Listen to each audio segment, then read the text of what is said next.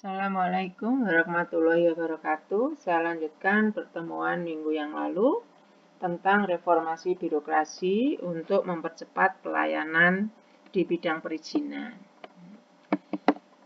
Jadi kemarin saya membahas sampai di lingkungan strategis. Ya. Nah, lingkungan strategis yang sudah saya uraikan kemarin itu, yang ada 5 poin, adanya derasnya tuntutan good governance, rendahnya kualitas pelayanan publik, rendahnya sense of crisis birokrasi, profesionalisme dan netralitas aparatur, dan tuntutan perlindungan terhadap kepentingan dan aspirasi masyarakat. Itu kemarin bahasan saya sudah sampai ke lingkungan strategis. Nah, lingkungan strategis tersebut itu mendorong adanya reformasi birokrasi. Reformasi birokrasi itu apa sih? Ya. Jadi reformasi birokrasi itu menyangkut adanya perubahan struktural. Ya, struktural. Kemudian adanya perubahan mindset atau culture set. Ya, mindset itu pola pikir. Harus ada perubahan. Kalau culture set itu budaya. Ya. Pola pikir harus dirubah di lingkungan birokrasi. Yang semula birokrat itu merasa pejabat, dia yang harus dilayani, maka harus dibalik mindsetnya atau pola pikirnya. Dia adalah pelayan masyarakat, bukan yang dilayani, itu maksudnya. Kemudian ada perubahan di kultur set atau di budaya.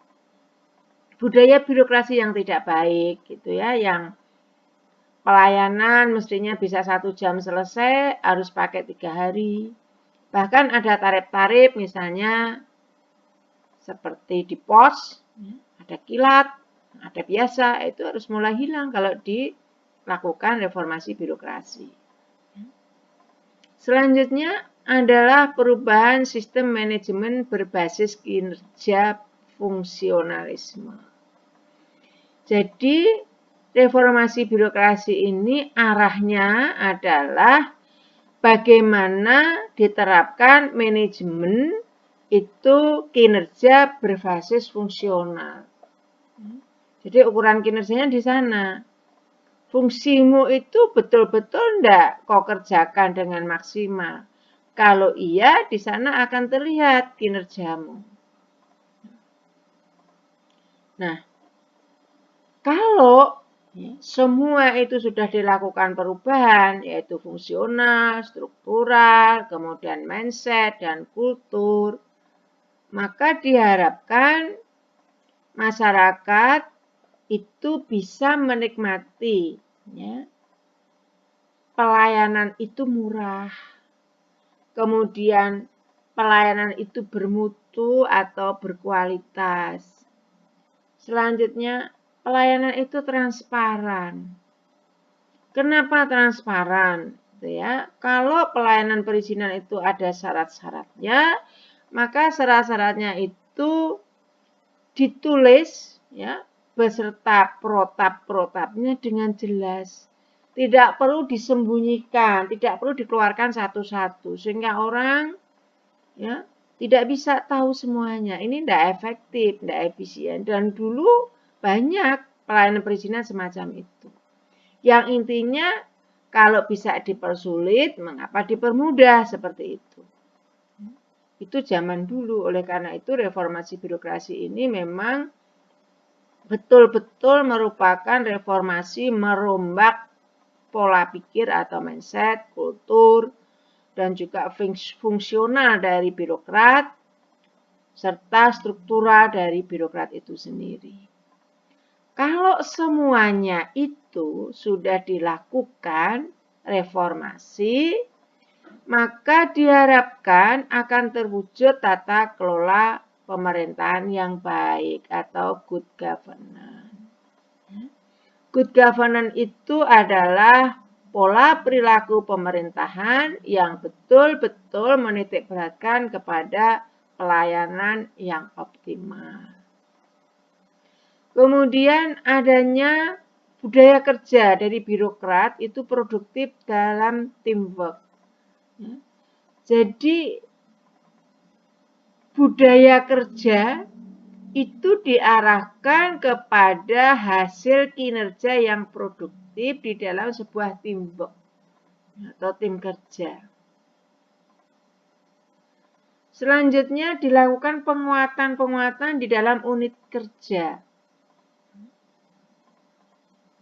Dan juga program keperpihakan kepada masyarakat. Jadi memang reformasi birokrasi itu muaranya nanti kepada keperpihakan, kemudahan diberikan kepada masyarakat. Mengapa? Ya kalau perizinan itu, apalagi kalau perizinan itu memiliki ya, pengaruh-pengaruh positif, ya, maka akan secara tidak langsung ataupun langsung mengurangi kemiskinan. Ya, kalau itu perizinan misalnya di bidang investasi, maka otomatis akan bisa mampu mengurangi kemiskinan karena ada penyerapan tenaga kerja. Artinya apa? Artinya juga bisa mengurangi pengangguran. Gitu.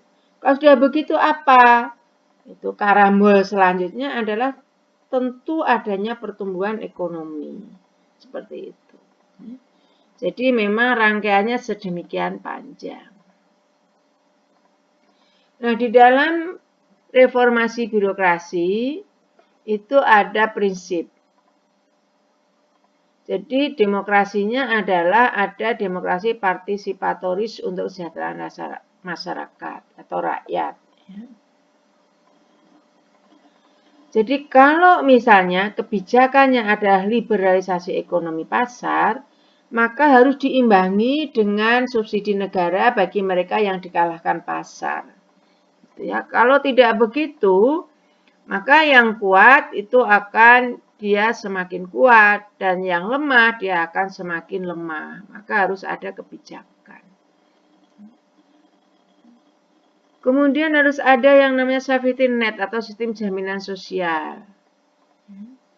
Ini maksudnya yaitu membantu masyarakat miskin dalam pengeluaran dan dengan pemberdayaan rakyat.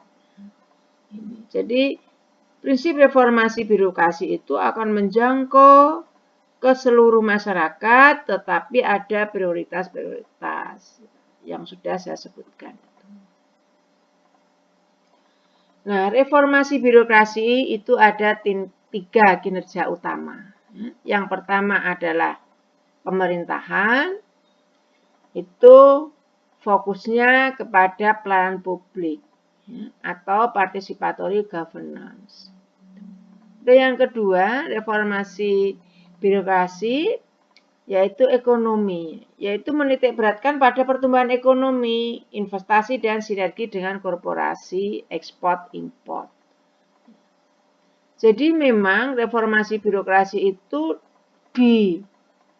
dilakukan pada seluruh sektor secara bersamaan dan juga berkesinambungan. Yang ketiga adalah sosial. Ya. Sosial itu termasuk di dalamnya persoalan-persoalan kemiskinan, pendidikan, kesehatan, dan perumahan. Jadi reformasi birokrasi itu menitikberatkan kepada 3 kinerja utama yang di dalamnya harus mampu mengurai atau mengurangi persoalan-persoalan itu tadi. Ya. Persoalan pemerintahan, persoalan ekonomi, persoalan sosial, seperti itu. Nah, kinerja pemerintahan ya itu ada demokrasi partisipatoris itu ya, citizen charter. Kemudian ada sistem administrasi mengikuti orang, mempertemukan orang dengan sistem, people centered development ya. Dan berpikir berkembang secara memadai.